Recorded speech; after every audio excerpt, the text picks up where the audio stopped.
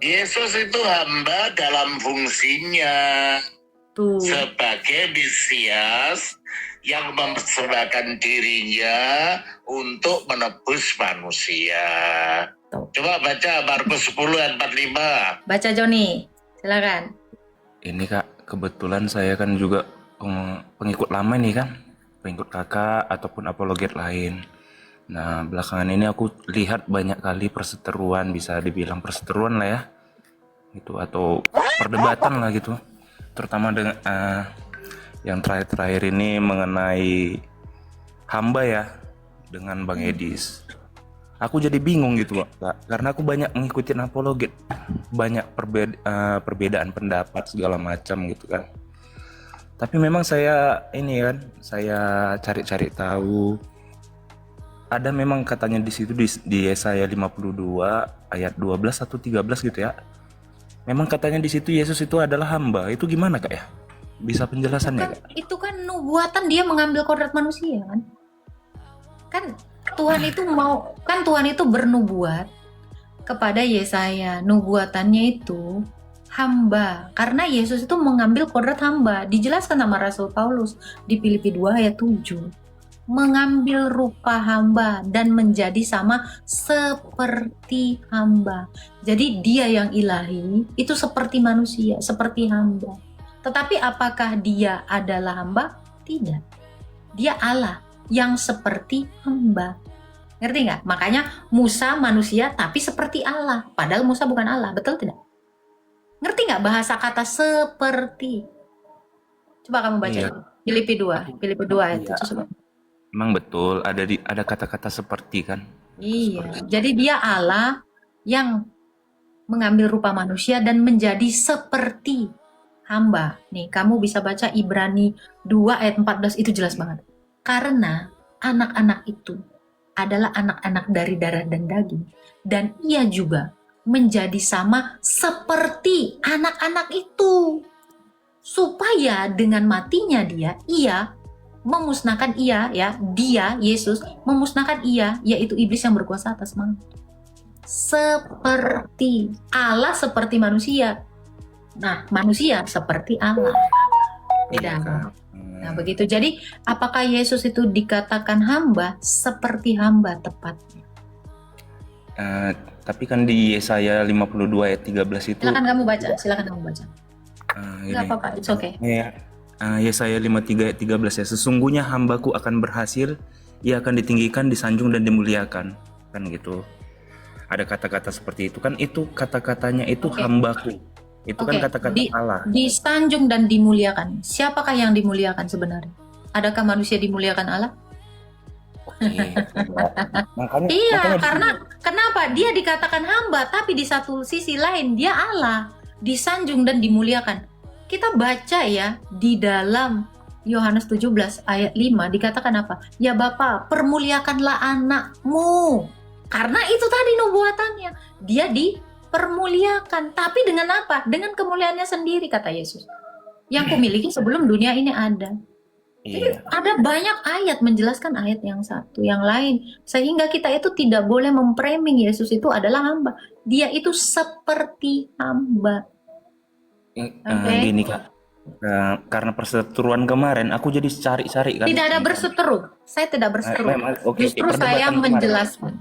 Saya tidak pernah berseteru dengan orang. Perdebatan kemarin sampai saya cari-cari tahu gimana sih, apa sih yang benar gitu kan. Oke, dari sini kamu sudah paham dari penjelasan saya. Mohon maaf Kak, aku bukan pengen melaga atau apa gitu kan. Tapi pun dari kata-kata dari Romo Daniel juga mengatakan Yesus itu hamba, tapi hamba yang dimuliakan. Kan saya kemarin itu manggil orang yang memframing Romo saya. Itu pertanyaannya. Tahu nggak kamu pertanyaannya? Apakah Yesus masih menjadi hamba sampai sekarang? Maksudnya menjadi manusia. Makanya Romo selalu bawa kata Mesias. Kalian harus paham itu kata-kata Romo. Jadi orang yang mengatakan saya tidak sependapat dengan Romo salah. Salah total. Pertanyaan yang dilontarkan kepada Romo dengan pertanyaan yang dilontarkan kepada saya itu berbeda. Tapi kalian mencocokkan itu sehingga memframing. Romo itu mengatakannya dia tetap masih hamba dalam kemesiasannya. Coba diputar. Oke, oke. Boleh Ada nih Kak. diputar, nggak apa-apa. Romo saya itu Tapi nggak video akan salah. lengkap juga. Kalau kakak bilang seperti itu, saya ragu ini videonya benar atau istilahnya yang Coba, dipotong. makanya kan kemarin tuh kan saya tanyakan, coba lihat, tunjukkan di situ pertanyaannya, apakah Yesus masih hamba? Artinya kan hamba manusia, seperti manusia gitu kan, ya kan? Apakah Yesus masih hamba setelah dia naik ke langit? Masih, kata Romo, dalam kemesiasannya. Ingat, dalam kemesiasannya, kata Mesias itu tidak pernah lepas dari narasi Romo. Mesias itu bicara apa? Imam, raja, dan nabi. Imam, raja, dan nabi itu kan manusia. Makanya dia menjadi seperti manusia, seperti raja, seperti imam, seperti nabi. Padahal dia Allah. Tapi dia bertindak seperti nabi, betul tidak? Ya, Padahal dia berarti Allah, karena dia firman Allah. Iya. Tapi dia bertindak seperti imam tidak? Mengajar. Iya, memberikan kurban tidak? Iya. Dia padahal Allah, tapi dia bertindak sebagai raja bukan? Iya. Itu sudah selesai.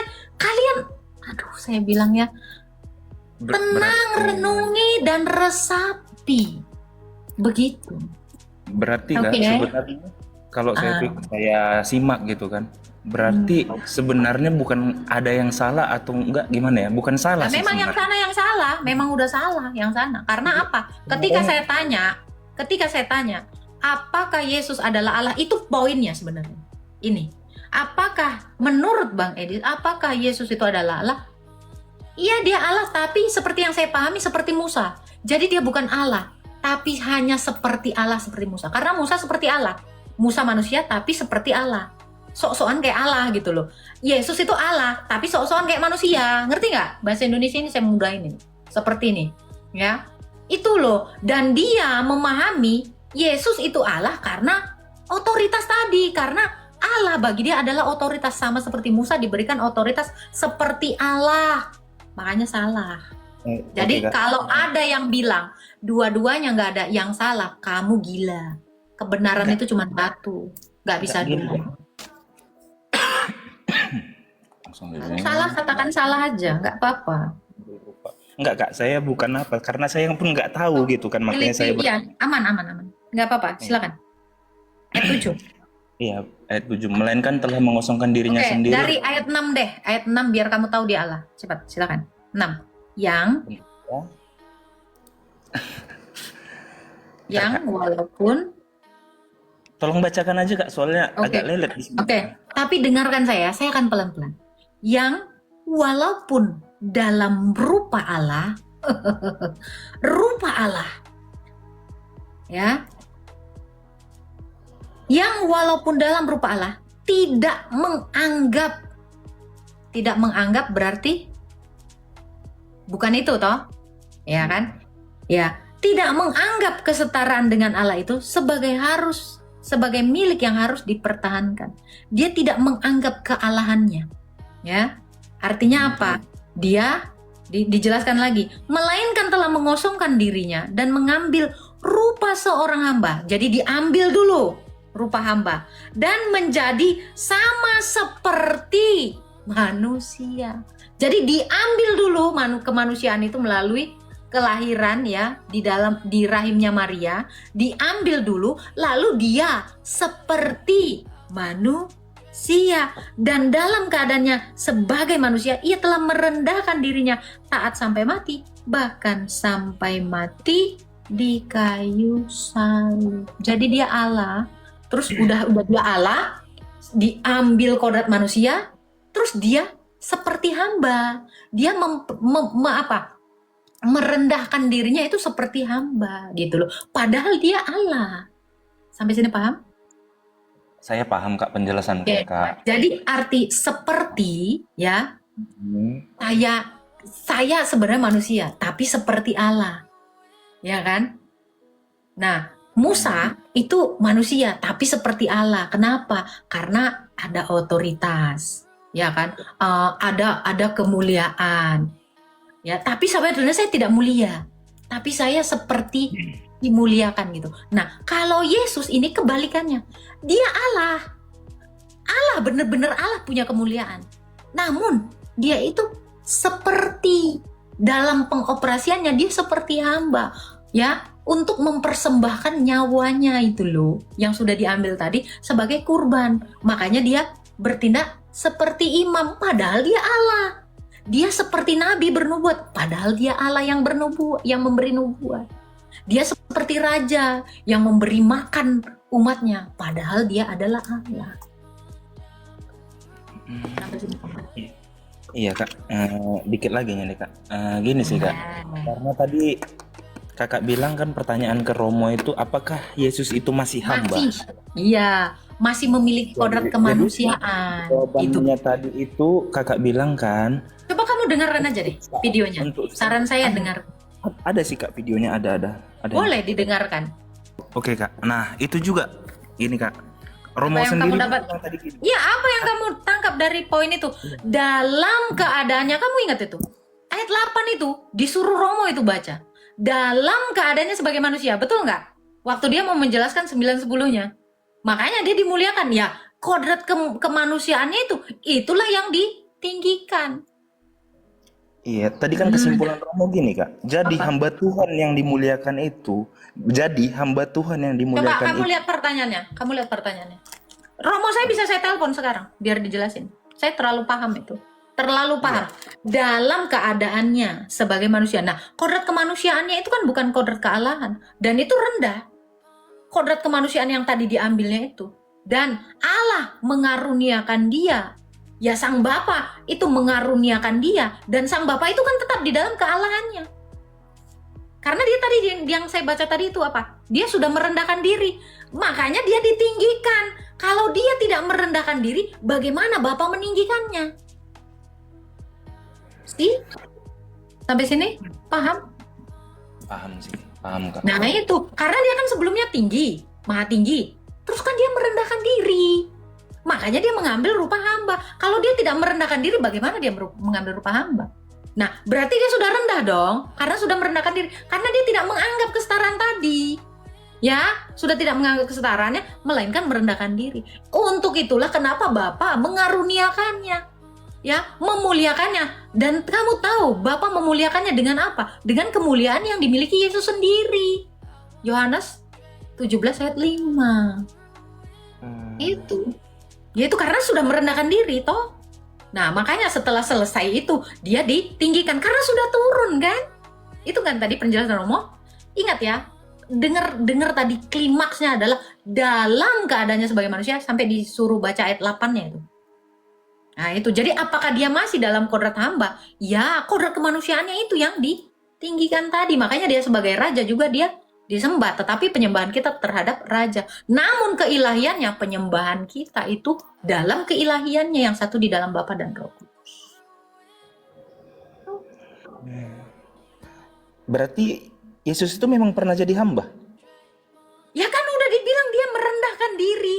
Karena dia mengambil hamba dan seperti hamba loh. Seperti hamba. Jadi Yesus itu masih dengan kodrat hambanya. Masih. Kan kodrat hamba tadi udah ditambahkan. Kan dia Allah dan manusia. Itu loh. Dia Allah. Allahnya ini, kealahannya kan merendahkan diri. Tidak menganggap kesetaraannya. Tetapi dia tinggi. Kan dia tidak menganggap.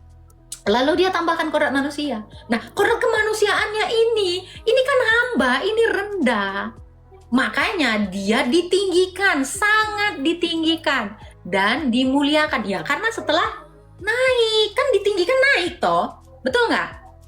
Ditinggikan itu tahu nggak? Naik toh. Karena kan dia udah turun ke dunia, sayang. Betul tidak? Betul. Ya makanya ditinggikan. Itu setelah selesai itu. Makanya dia naik ke surga, kan itu ditinggikan. Nah, itulah Dimuliakan itu dengan cahayanya sendiri. Makanya dia bercahaya. Waktu dia datang pun menemui Paulus, dia bercahaya. Itulah kemuliaan itu, cahaya tadi, terang tadi. Silahkan, mau nanya apa kamu? Nah gitu kak, makanya kan kemarin kan waktu berdebat sama Edis juga kan, saya jadi bingung karena Edis sempat bertanya gini, kayak klimaks di akhirnya gitu kan, tapi dengan pertanyaan.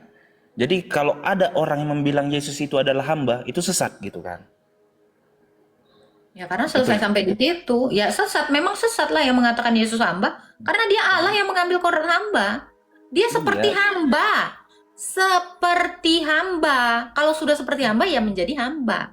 Tapi apakah dalam realitanya dia hamba? Tidak, dia Allah. Salam Romo Aji. Silakan. Makanya saya di situ masih bingung ya. Inilah mungkin saat saya untuk belajar juga gitu kan, untuk ya mencari ilmu lah gitu. Jadi saya sekarang pun masih bimbang ini antara mana yang benar ini gitu. Karena yang satu bilang nggak pernah jadi hamba, yang satu bilang memang hamba, yang satu pun Romo bilang dia pernah jadi hamba tapi sekarang sudah ya karena dia sudah naik berarti dia bukan lagi hamba atau apa. Jadi bingung gitu loh. Nggak usah bingung, tapi penjelasan saya kamu sudah paham belum?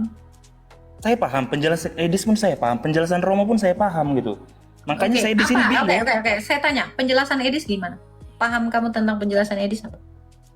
Dia menganggap Yesus itu ya hamba karena dia itu diutus, dia itu jadi manusia, dia kodratnya manusia, ya dia hamba. Bahkan dia pun berdoa kepada Tuhan kan gitu, kepada Allah.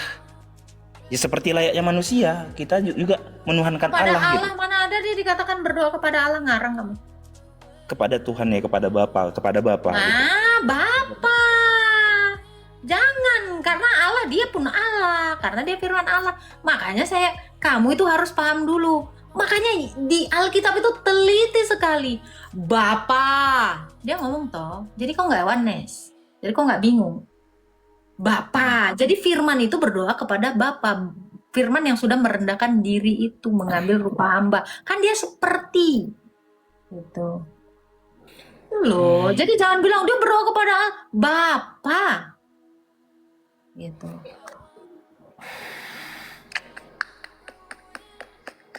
Oke.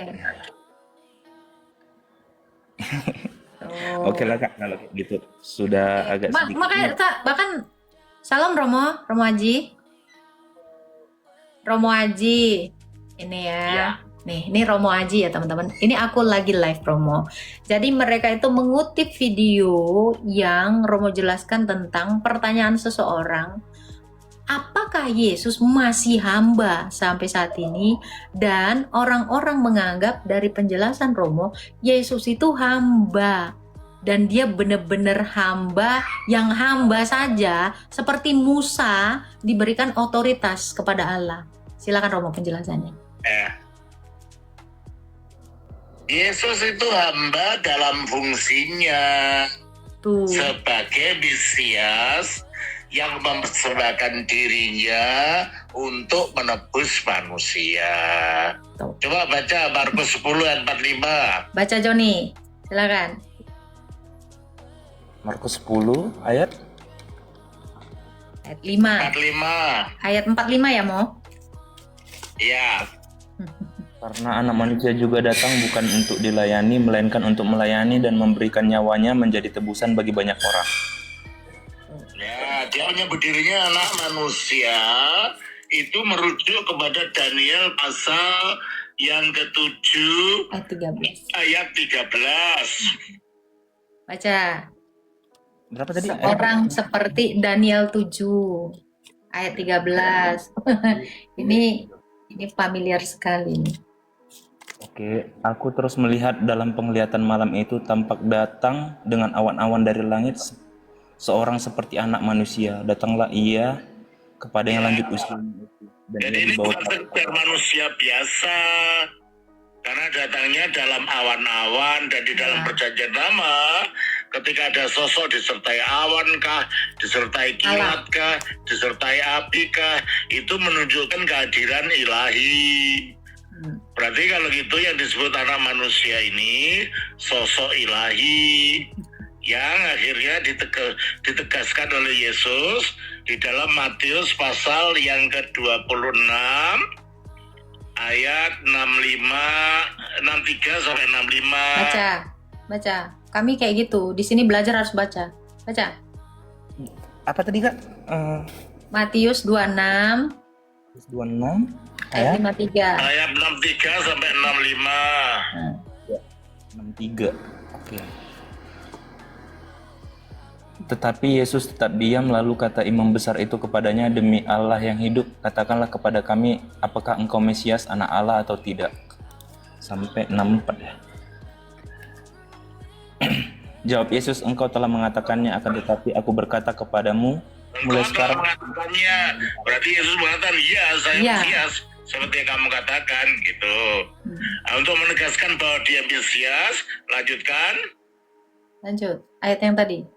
Jawab Yesus, engkau telah mengatakannya, akan tetapi aku berkata kepadamu, mulai sekarang kamu akan melihat Anak Manusia duduk di sebelah kanan Yang Maha Kuasa dan datang di atas awan-awan di langit.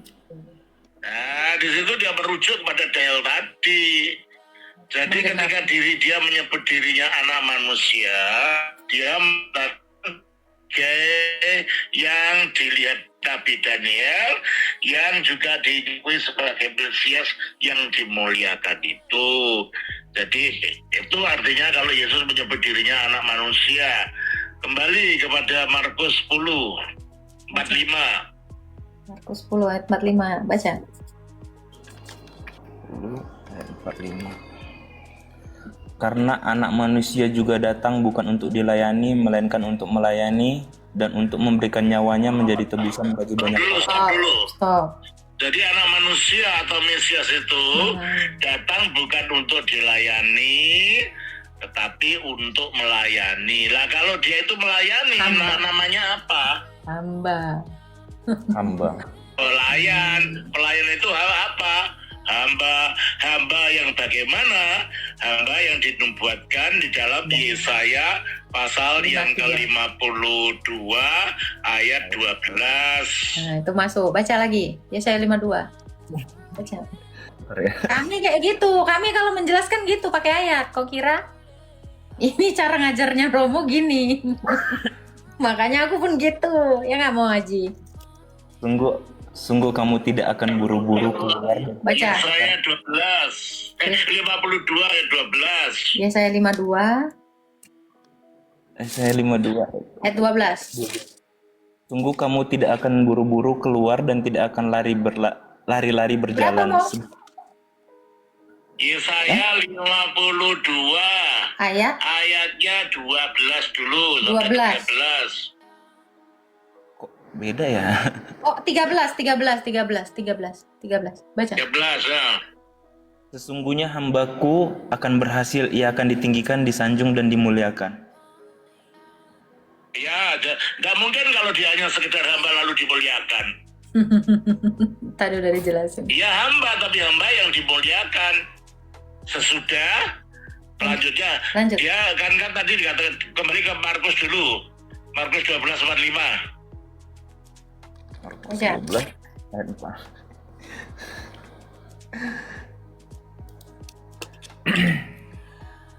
Markus 12 ayat 45, Romo. Iya, yang tadi. Aduh, agak Markus 10 ya, Mo ya? Markus 10 ayat 45. 10 ayat 45. karena Anak Manusia juga datang bukan untuk dilayani, melainkan untuk melayani dan untuk memberikan nyawanya menjadi tebusan bagi banyak orang. Nah itulah melayani itu memberikan nyawanya untuk tebusan, itulah melayani itu. Maka tidak kembali kepada Yesaya tadi, dia adalah hamba tetapi setelah melayani dirinya menjadi penebusan. Dilanjutkan di dalam Yesaya 53 ayat 56. Baca. Yesaya 53 ayat 56. Yesaya 53 ayat berapa, Mo? 5 dan 6. 5, 6 dan seterusnya.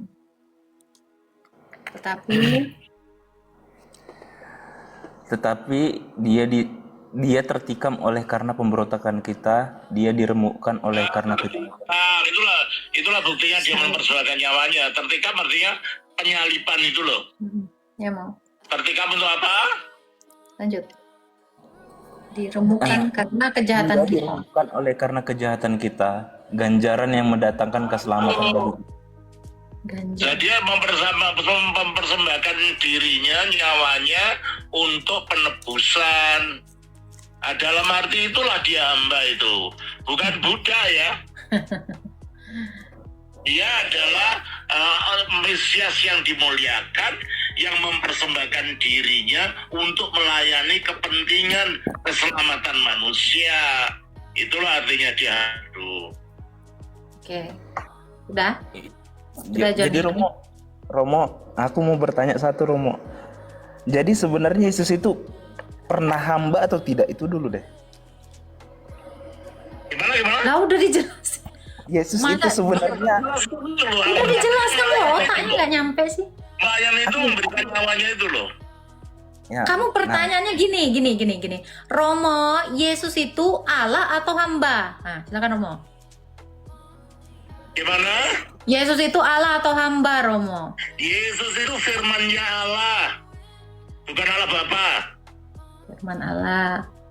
Firman-Nya Allah itu sifatnya sama dengan Allah. Seperti kamu kan belum pernah ketemu Romo kan? belum Romo. Ya. Tapi mendengar suara saya kan? Benar Romo.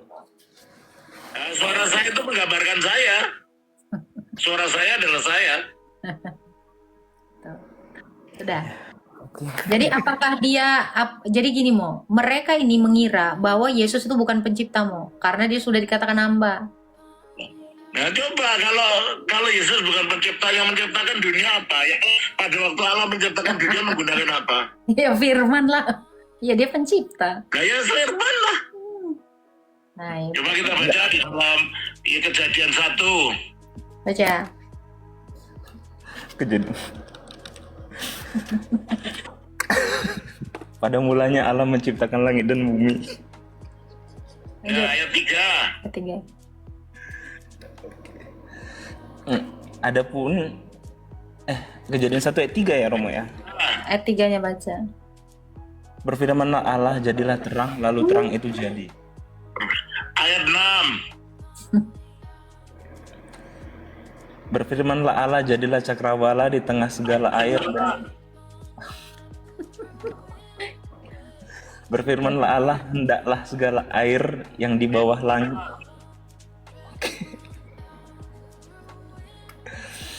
Berfirmanlah Allah, hendaklah tanah menumbuhkan tunas-tunas. Yang menciptakan siapa? Firman. Allah melalui firman. Nah itu yang dikatakan di dalam Yohanes 1 ayat 1. Baca ayat 1. Yohanes 1 ayat 1. Joni. Pada mulanya Allah menciptakan langit dan bumi. Yohanes 1 ayat 1 deh. Oh, Yohanes 1 ayat 1.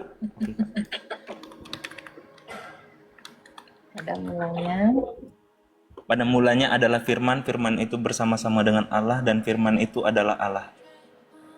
Ya sama seperti saya katakan tadi, kata-kata saya adalah saya. Firman-Nya Allah ya Allah. Jadi kesimpulannya apa Mo? Kalau saya tidak,